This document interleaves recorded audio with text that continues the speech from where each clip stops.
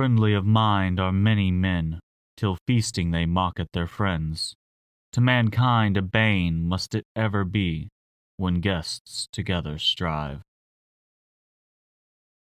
Hey everybody, it's Jeremy, and welcome back to turn 32 of Aries, where we are playing Well of Urd, God of Utgard. Kinda. We don't have Utgard anymore, but, you know, it's fine. Let's check the turn. Okay, so we received a Coral Blade from Atlantis. Very nice. We have a messenger. Here's one once you're stable again, send me some blood stuff. Hopefully it works out. Fingers crossed, man.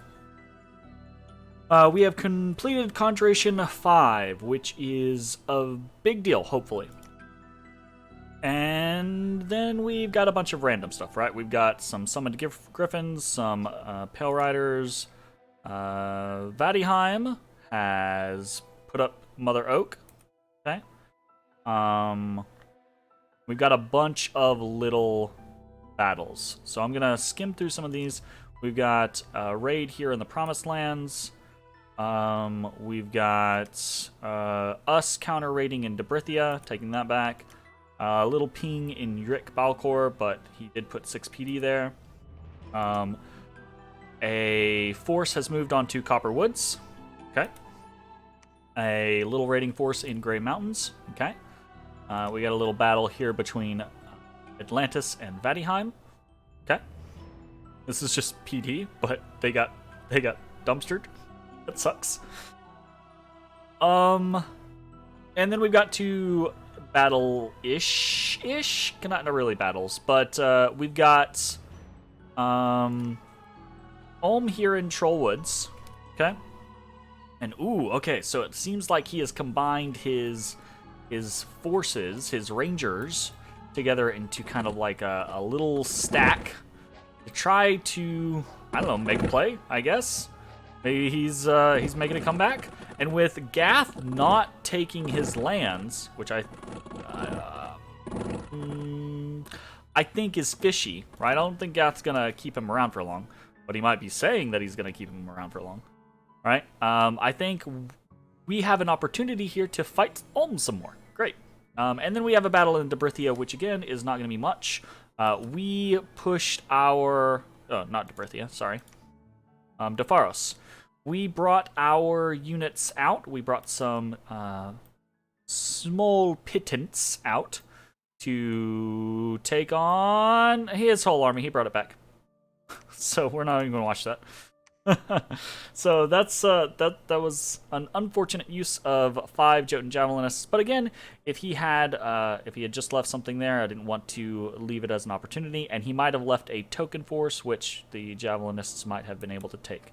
Okay, so where does that put us? That puts us under siege in Defaros and under siege in Copper Woods. We don't really care about Copper Woods. Defaros is the big deal. So, again, 2 fronts. What do we have? We have the Ulmish front and we have the Defaros front. So we're going to start in the Ulmish front first because it is the least interesting. We've got a big unit here. It's not 80 guys. It's about 60, 55-ish, actually. But we're going to move King back onto Ulm, and we're moving and patrolling at the same time because we're actually going to patrol with Hearst 3 as well. Because if he comes in with this, 50 stack of Ulmish Rangers, and I have 22 or 21 Javelinists and, another 30 Huskarls, I think we win. Rangers I would put up against Huskarls, generally speaking, but not against Javelinists. Like, these guys have too much health. They're going to go in there every time they swing. Almost every time they swing, they're going to hit. Almost every time they hit, they're going to kill. Pretty much guaranteed. So if he moves on to Ulm in an attempt to try to take back his capital, we are going to be at the ready. And with the 6 PD, I think we pop that pretty easy. So, what else are we doing? We are blood hunting with an actual blood hunter to try to get some blood slaves up in case things go our way. And we're doing a little bit of reanimation with the remaining death gems that we have, just to have a bit more of a token force so that we can, I don't know, try to do something here down in Ulmland. that's pretty much it. We're also pinging with a scout because I don't know that Ulm has any money. So I don't know that Ulm has the ability to actually be putting province defense in right now. But he's had this for... I haven't taken this. So this probably is just going to be the death of Scout 13. Actually, I need to put a retreat order on him. Yeah, he could potentially retreat to Remire, so that's okay. Alright, so... what's really happening? Well, I feel like Hearst 2 kind of gives it away because we've got a red attack marking. So Hearst 2 is just this little group coming in. We're breaking siege. We're lifting up everything. We're breaking siege. We've got a whole lot of stuff going on. He has moved his 280 stack army back onto Defaros. A whole bunch of Gibbers, a whole bunch of Gittites, a whole bunch of Levites. The Levites and the Gibbers are all going to be blessed. They're going to be hard to deal with. He's got a decent Mage Corps, and he's got this unit, the 130 unit. And this also has a couple of mages and a bunch of Givers, and he is potentially going to slap it right on Defaros. So I might be... right now, we have a 250 stack army versus, again, a slightly larger numerical army in the 280 stack, right? But it could be 130, 150 larger, right? But this is probably the only opportunity that I have, again, to try to surprise Gath and do something else. So we're gonna try to pop this army with our newfound strength. We're doing a bunch of things. So we've got a couple of main focuses here. So first off, we have the army itself, right? We have a bunch of Pell Riders, a little bit of undead, and they're situated. The undead back here, these guys aren't going to do much. They're basically back here to hopefully catch some swarms, right? These giants are just in front to hopefully catch the majority of the initial barrage, right? The Pale Riders are on the flanks with a hold and attack rear command. We've got a massive line of Huskarls. We've got or Javelinists rather. We've got a big box of Gaudy Huskarls and a big line of Gaudy Huskarls. We're trying to protect our Mage Corps in the center. And then we've got a couple of other things going on. Two main things, basically. We have our Communion and we have our Werewolf, right? So with Gunloth, let's take a look at the Werewolf first.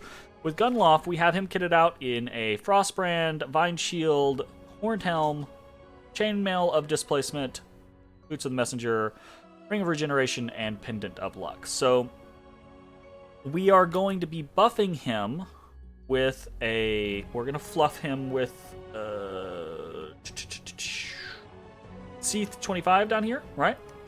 And we're going to be trying to hit him with Body Ethereal, which won't matter against the Gibbers, but will matter against most of the other enemies, right? We're going to be trying to hit him with Protection, which would give him Barkskin, which isn't really too big of a deal. I think it's only going to give him like one more point of protection, because his base natural armor is 9. So this is just going to boost him up to 10, so it's not going to be that big of a deal, but whatever.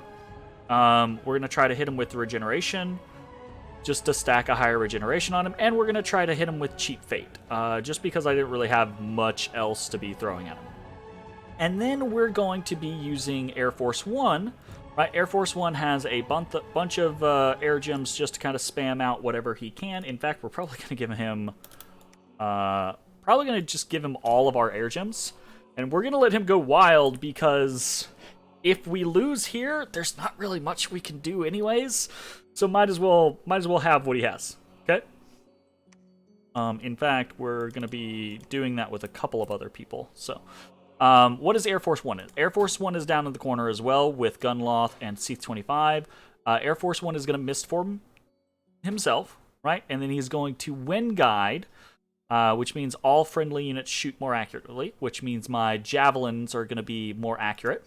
Okay, cool. And then he's going to Gift of Flight twice. This has an area of effect 1, I'm hoping that he's going to tag Gunloth with it. If he doesn't, well, fuck me, I guess. I don't know. But in theory, Gunloth is going to get tagged by it, okay? And then I have Summon Air Elemental, because hopefully by that point, my Griffins are going to be dead, because they're undisciplined, so they're going to fly at the very beginning of the battle. And when they fly, they're just going to get popped almost immediately. But when Gunloth flies, hopefully he will not get popped immediately, because if he can make it into the back at that point, after 5 rounds of magic, hopefully the battles spread a little bit further, right? But if we also put some air elementals into the mix, I think that would be pretty good. And these are big air elementals, so they'll do better than the little ones, okay? And then Gunloth himself is actually doing Liquid Body, Quicken Self, Hold, Breath of Winter. Now we're doing the Hold, Breath of Winter rather than doing the 3 spells and then holding for a turn and letting his fatigue tick down. And this is kind of dangerous because Quicken Self, he already has kind of a higher encumbrance, right? And with all 3 spells, he's sitting at 60 fatigue. Obviously, that's going to reduce a little bit, especially thanks to the Boots of the Messenger, right? But it's a little dangerous. Basically, the reason why I'm doing it with Breath of Winter at the end rather than in the 3rd slot is because I don't want him to accidentally exhaust Air Force 1 or Seath 25, basically, right? But then he's on an attack rear command, and we're just gonna hope, right? He's gonna be kitted out with a bunch of different buffs. In theory, he's gonna have decently high protection, decently high defense, body ethereal, luck. He'll have Twist Fate. He has his Vine Shield, right? He'll have Quicken Self, so he'll be making 3 attacks, or not 3 attacks, 6 attacks, right? He'll have potentially 30% regeneration. I'm hoping that Gunloth can go ham, basically. I don't know that that's the case. Gibbers are, I don't know, they hit like fucking Mack trucks and they have magic weapons, and yeah, it's ugly. And there's 66 of them. At least. There will be at least 66 Gibbers to contend with. So I don't know that this is gonna matter. Okay, so what else are we doing? That's the kitted out werewolf concept that we're doing. What else are we doing? Well, we are doing a communion. And we're doing basically a mini turbo. That being that we have 9 Seaths and we have 3 Nornas. All of them are going to be communion masters, and we have Fjalar and Thorvaldi as slaves. Now this means that the masters are not going to spread. One, they're not going to get as high a boost in their paths, right? They're only going to get a 1-point boost in their paths, because I only have 2 slaves. And 2, they're not going to spread that much fatigue to the slaves, right? In theory, because you only share a portion of the fatigue with the slaves. So my masters are still going to fatigue out. It's just it's gonna take them longer to fatigue out, right? And they're gonna come back a little faster, right? There, it'd be much better if we had 4, right? But we don't. That being said, they're still gonna cast for a pretty long while. Okay, so we're gonna see how it goes, right? What are we doing with the communion? Well, we're doing a couple of different things. We're doing a fair chunk. We're doing a crap ton of buffs like normal, right? We're doing power of the spheres to get the werewolves some buffs, right? Doing all of the normal things that we would do with slaves: Twist Fate, regeneration, bark skin, personal luck, elemental fortitude. We're doing a whole bunch of stuff. And then we're doing a bunch of big buffs, right? So we're doing anti-magic, right? We're doing a Light of the Northern Star, and that could help him as well. His Sibyls will get a bit of a buff, but I'm hoping that it helps me more than it helps them, basically. And we're doing Howl, right? So Howl is the big one. We have Norna 3 over here is going to get a boost of 1 nature, which is going to put her in range to be able to do Howl. She's going to Howl, and I'm hoping that Howl is going to, along with the general flood of undead, etc., right, Howl is going to overwhelm the enemy from multiple directions, okay? She's also spamming the crap out of Swarm, and I have a bunch of additional nature gems on her. And I'm probably going to give her the last 5, so she can just kind of do whatever with that. So Swarm is fairly... It generates a bunch of critters, right? And these bugs and insects and things like that are not going to do much of anything to his initial front line. They're just going to take hits.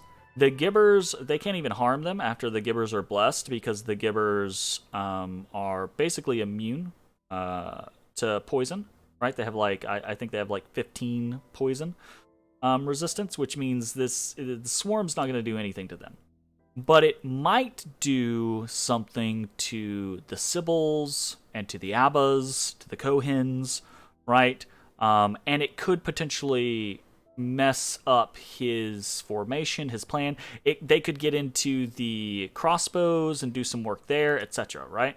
And again, like last time, a lot of what this is just trying to delay for time, because the longer the battle goes, in theory, the better for me, because we can put more bodies on the field over and over again. Okay? So what else are we doing, though? We're doing a fair chunk of body ethereal spam, hopefully to hit our big Gaudy Huskarl block and our line as it kind of comes through. And then we're doing some enlarge spam in the hopes to catch our 2 slaves, because if we get them both, I think it'll give... So Thrivaldi is going to have 61, and I believe a 30% increase will boost him up by 18 or something. So he'll get 1 additional point, but he won't get the second. And then Pilar will get boosted by a lesser amount, but he'll break into the 60 bracket, etc. So basically, we're trying to hit them with enlarge because we're hoping to give them a little bit more regeneration. That's about it. So we're doing that with C38.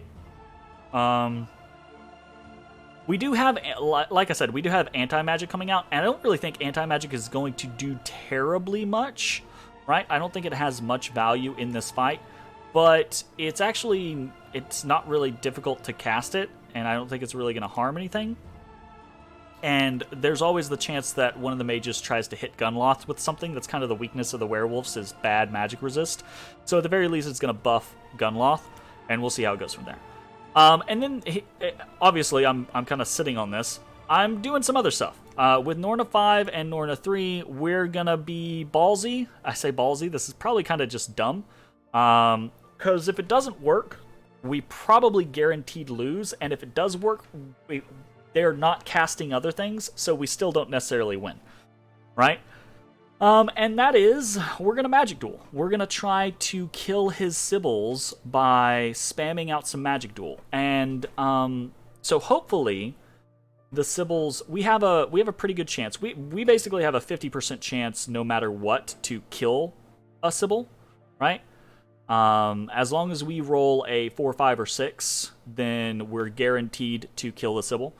We're not guaranteed to live, is the downside, right? But if we roll a 4, 5, or 6, we're guaranteed to kill the Sibyl, the opposing target, right?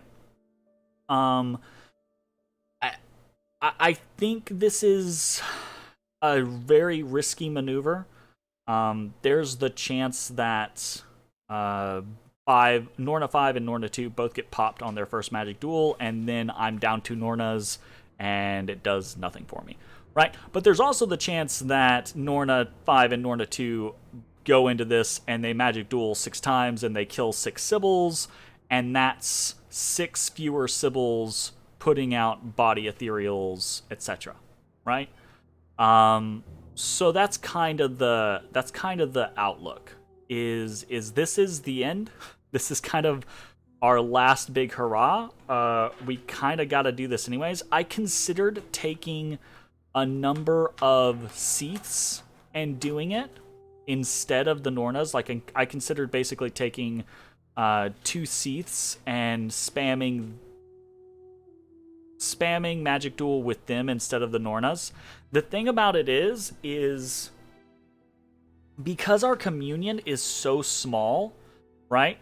The Seaths, the Nornas are not actually that much powerful as far as like summoning Horde of Skeletons or something like that compared to the Seath Konas, but they have a significantly higher average chance of winning a magic duel compared to the Seath Konas, right? Now, keep in mind, if I'm remembering Magic Duel correctly, it doesn't count buffed statistics, so it's just your flat. So for each one of these, Norna 2 and Norna 3, it would be their 3 Astral against the, I think the 2 Astral of the Sibyls. Or do the Sibyls just have 1 Astral? I don't remember. Let's check. Sibyls, yeah, they just have 1 Astral, so, which is probably the only reason. If they had 2 Astral, then it would be a super dumb move to do.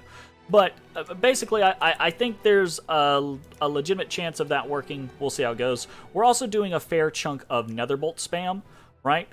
We're trying, now Netherbolt hits in an AoE of 1, it does very high damage. They're going to be buffed, so they're going to have pretty decent range.